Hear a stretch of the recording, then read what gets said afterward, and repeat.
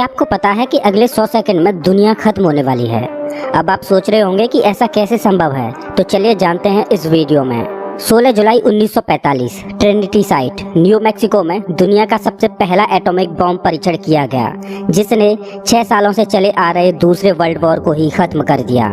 जे Oppenheimer इस project के scientific director थे, जो इस परीक्षण के बाद इतने डर गए कि उन्होंने रोते हुए भगवद गीता की कुछ लाइंस का जिक्र किया, जिसमें श्री कृष्ण अर्जुन से युद्ध करने के लिए बोलते हैं और अपनी हजारों भुजाओं वाला विराट रूप दिखाते हुए कहते हैं कि अब मैंने दुनिया को खत्म करने का रूप धारण कर लिया है। जे ओपेनहाइमर और बाकी के वैज्ञानिकों ने भी ट्रिनिटी टेस्ट के बाद ऐसा ही महसूस किया कि उन्होंने अब दुनिया को खत्म करने का रूप धारण कर लिया है।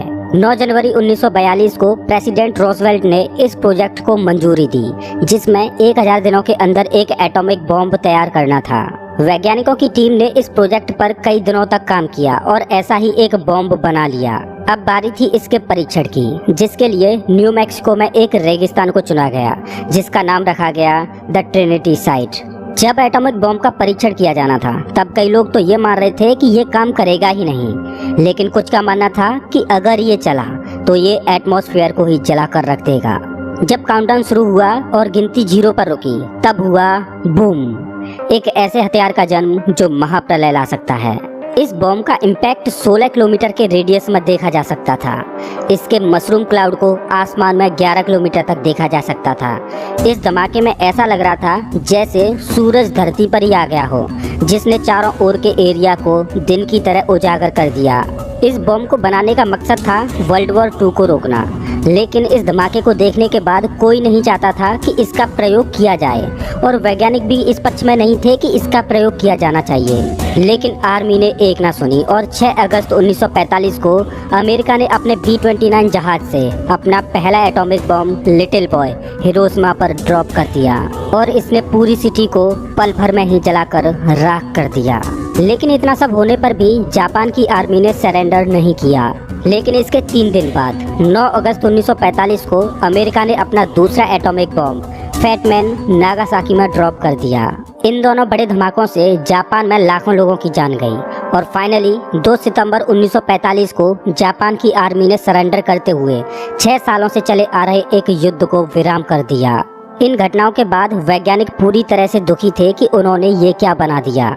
1949 में अल्बर्ट आइंस्टाइन ने अपने एक इंटरव्यू में कहा कि मुझे नहीं पता कि तीसरा वर्ल्ड वॉर किस चीज से लड़ा जाएगा, लेकिन अगर तीसरा वर्ल्ड वॉर होता है तो चौथा वर्ल्ड वॉर पत्थर और लकड़ी के डंडों से लड़ा जाएगा, क्योंकि तीसरे वर्ल्ड वॉर में इतनी तबाही होगी कि पूरी ह्यूमैनिटी खत्म हो जाएगी और अगर बाई चांस कुछ लोग बच गए तो वो इतने पीछे चले जाएंगे कि आगे का युद्ध उन्हें लकड़ी के डंडों से ही लड़ना पड़ेगा। इन घटनाओं को देखकर वैज्ञानिक भविष्य के बारे में सोचकर ही डरने लगे। ये ऐसे हथियार हैं कि पल भर में पूरी दुनिया को खत्म कर सकते हैं, जिसको वैज्ञानिकों ने डूम्सडे का नाम दिया, मतलब कयामत का दिन। वैज्ञानिकों का मानना था कि आने वाले समय में ऐसे हथियार लगभग हर एक देश के पास होंगे। इसी विनाशकारी विकास के आधार पर डूम्सडे क्लॉक का निर्माण किया गया। ये घड़ी समय तो नहीं बताती, लेकिन ये जरूर बताती है कि दुनिया कब खत्म होगी। ये सिर्फ एक अंदेशे पर आधारित एक घड़ी है। इस घड़ी में रात के 12 बजने का मतलब है कयामत का दिन, यानी दुनिया का अंत। इस घड़ी में सबसे पहले समय 1947 में रात के 12 बजने से 7 मिनट पहले सेट किया गया था। आपको बता दें कि इस घड़ी में समय जितना 12 बजे के करीब होगा, उतना ही दुनिया का अंत करीब होगा। जब डूम्सडे क्लॉक में समय 12 बजने से 7 मिनट पहले सेट किया, उस समय वैज्ञानिक भविष्य में होने वाले परमाणु युद्धों को लेकर चिंतित थे, इसलिए डूम्सडे क्लॉक का समय 12 बजे के करीब रखा। लेकिन 1 साल बाद जब वैज्ञानिकों को दुनिया के हालात सही दिखे, तो इस घड़ी में समय 1 घंटा पीछे कर दिया गया।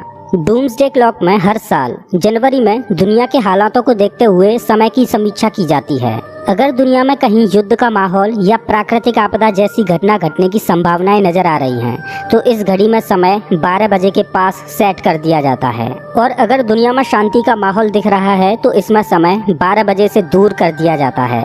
इस घड़ी में अभी तक समय में 22 बार परिवर्तन किए जा चुके हैं। हाल ही में उत्तरी कोरिया और अमेरिका के बीच बढ़ते तनावों को देखते हुए परमाणु युद्ध की आशंका जताई जा रही थी। इस वजह से डूम्सडे क्लॉक में समय 2 मिनट आगे बढ़ा दिया गया था। इस वीडियो के बनने तक फिलहाल डूम्सडे क्लॉक का समय 11:58 और 20 सेकंड है, जो ये दर्शाता है कि हम कयामत के दिन के कितने करीब हैं। इस घड़ी के अनुसार हम सिर्फ 100 सेकंड दूर हैं कयामत के दिन से। अगर इस घड़ी में समय 12 बजे की ओर बढ़ता है तो वो किसी देश की जीत नहीं होगी, किसी धर्म या समुदाय की जीत नहीं होगी, बल्कि वो इंसानियत की सबसे बड़ी हार होगी। 14 नवंबर 2016 Oxford union debate society London. इस सदी के महान वैज्ञानिक स्टीफन हॉकिंग एक सभा को संबोधित करने वाले थे। इसमें सैकड़ों लोगों की भीड़ मौजूद थी। सभी लोग स्टीफन हॉकिंग द्वारा संबोधित किए जाने के लिए उत्साहित थे।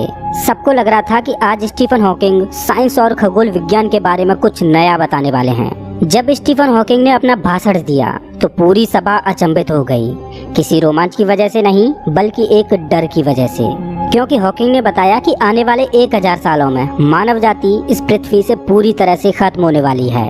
पहले तो लोग स्टीफन हॉकिंग की इस बात को मजाक में ले रहे थे, लेकिन जब हॉकिंग ने अपने तर्क दिए तो लोगों ने अपने दांतों तले उंगलियां दबा ली। जब तक हॉकिंग का भाषण समाप्त हुआ तब तक ज्यादातर लोग स्टीफन हॉकिंग की बातों से सहमत हो चुके थे। उनका पहला तर्क था आज के आधुनिक हथियार। आधुनिक दौर में आधुनिक हथियार ही सबसे बड़ा खतरा है मानव जाति के अंत का। जैसा कि हम जानते हैं कि अगर अगला वर्ल्ड वॉर होगा तो वो इंसानों की शक्ति से नहीं बल्कि आधुनिक हथियारों की शक्ति से होगा। वो वर्ल्ड वॉर नहीं बल्कि एटॉमिक वॉर होगा और उस विध्वंस में आहुति दी जाएगी इंसानियत की। आज पूरी दुनिया में 10,000 से भी ज्यादा एटॉमिक हथियार मौजूद हैं, जिनकी पावर हिरोशिमा और नागासाकी पर छोड़े गए हथियारों से भी कई गुना ज्यादा है। अगर मोटा मोटा बताऊं तो आज पूरी दुनिया में इतने एटॉमिक हथियार मौजूद हैं जो 300 से ज्यादा बार इस धरती से जीवन का नामो निशान मिटा सकते हैं। स्टीफन हॉकिंग का दूसरा तर्क है ग्लोबल वार्मिंग, और इसका मुख्य कारण भी हम इंसान ही हैं। फिलहाल हमारी धरती का औसत तापमान लगभग 14 डिग्री सेल्सियस है। 2015 में क्लाइमेट चेंज कमेटी की एक रिपोर्ट आई थी जिसमें बताया गया था कि पृथ्वी का औसत तापमान सिर्फ 4 डिग्री सेल्सियस बढ़ने पर ही इस पर जीवन जीना मुश्किल हो जाएगा। और जिस तरह से आज हम ग्रीन हाउस गैसेज प्रोड्यूस कर रहे हैं तो वो दिन दूर नहीं जब हॉकिंग की भविष्यवाणी सच हो जाए। स्टीफन हॉकिंग का अगला तर्क है अनएक्सपेक्टेड वायरस या बैक्टीरिया। जैसा कि हम हाल ही में देख चुके हैं कि कोरोना वायरस ने पूरी दुनिया में कितना कहर ढाया है, जिसने जान और माल दोनों को ही प्रभावित किया है। लेकिन अगर ग्लोबल वार्मिंग के चलते पृथ्वी का औसत तापमान और बढ़ता है तो आने वाले समय में कोरोना से भी खतरनाक वायरस या बैक्टीरिया इंसानियत पर अटैक कर सकते हैं।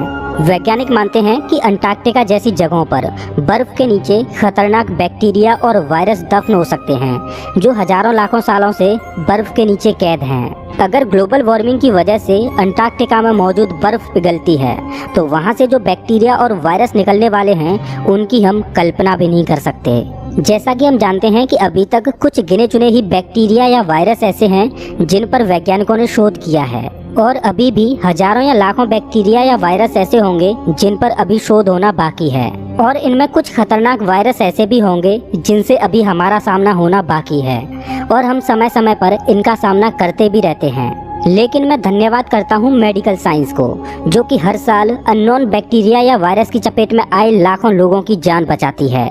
स्टीफन हॉकिंग ने आखिरी तर्क दिया कृत्रिम बुद्धिमत्ता यानी आर्टिफिशियल इंटेलिजेंस। मशीनों की बढ़ती हुई बुद्धि कहीं इंसानों पर उल्टी ना पड़ जाए, इससे भी वैज्ञानिक काफी असमंजस में पड़े हुए हैं। वैज्ञानिक आर्टिफिशियल इंटेलिजेंस यानी मशीनों की बुद्धि को 3 भागों में बांटते हैं, वीक एआई, स्ट्रॉन्ग एआई और सिंगुलरिटी एआई। आज के दौर में हम वीक एआई को इस्तेमाल कर रहे हैं। वीक आर्टिफिशियल इंटेलिजेंस वो होती है जिसमें मशीनों के सोचने समझने की क्षमता इंसानों से कम होती है। लेकिन जिस तरह से मशीनों की बुद्धि को बढ़ाया जा रहा है उस तरह से कुछ दशकों में ही आर्टिफिशियल इंटेलिजेंस स्ट्रॉन्ग एआई बन जाएगी।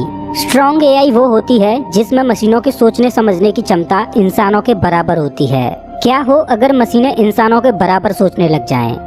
इस स्टेज पर अगर मशीनें हमारी बात मानती हैं तो ये हमारे लिए सबसे बड़ी दोस्त साबित हो सकती हैं। लेकिन अगर इन्होंने हमारे खिलाफ बगावत कर दी तो हमें इनसे युद्ध भी करना पड़ सकता है।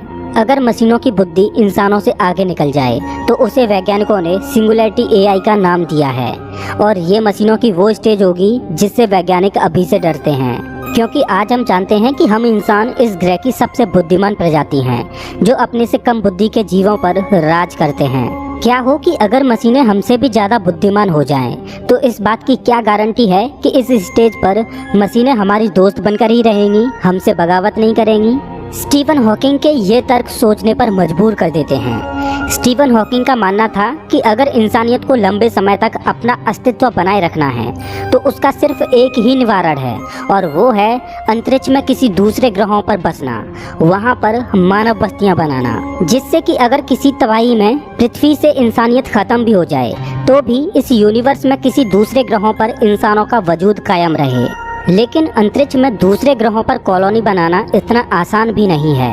आज के दौर में वैज्ञानिक चांद और मंगल पर इंसानी बेस बनाने की सोच रहे हैं, जिससे वहां पर मानव बस्तियां बसाई जा सकें। लेकिन ऐसा होने में अभी बहुत समय लगेगा और मानव जाति पर इस समय बहुत ही कम समय बचा है स्पेस में बस्ती बसाने के लिए। आज वर्तमान में हम इंसान एक ऐसे दौर में जी रहे हैं जहां हम पर सबसे बड़ा खतरा मंडरा रहा है। अगर मैं कहूं कि इतिहास में मानव जाति पर अपने सर्वाइवल के लिए इतना बड़ा खतरा कभी नहीं आया जितने बड़े खतरे में आज हम जी रहे हैं। आज के दौर में कभी भी कोई भी देश वर्ल्ड वॉर शुरू कर सकता है। आज के दौर में हम कभी भी किसी भी अननोन बैक्टीरिया या वायरस के शिकार हो सकते हैं, जिससे लाइलाज बीमारी फैल सकती है। आज हम बढ़ती हुई ग्लोबल वार्मिंग से जूझ रहे हैं। अब दोस्तों वीडियो अच्छी लगी तो धपाधप लाइक मारो, और अगर आगे भी देखते रहना चाहते हो तो सब्सक्राइब करो, और अगर वीआईपी बनके सबसे पहले देखना चाहते हो तो सब्सक्राइब के बगल में उस लाल कन को नीलकन करना तो बिल्कुल भी मत भूलना, नहीं तो वीडियो ढूंढते रह जाओगे और घंटा भी नहीं मिलेगा। ये सब तो ठीक है, पर अभी के लिए क्या करें, तो अपने मोबाइल की स्क्रीन दबाओ और जरा अगल बगल झाँक लो, क्योंकि सही में ऐसा माल कहीं नहीं मिलेगा। बाकी मिलते हैं मेरी अगली वीडियो में, तब तक बाय।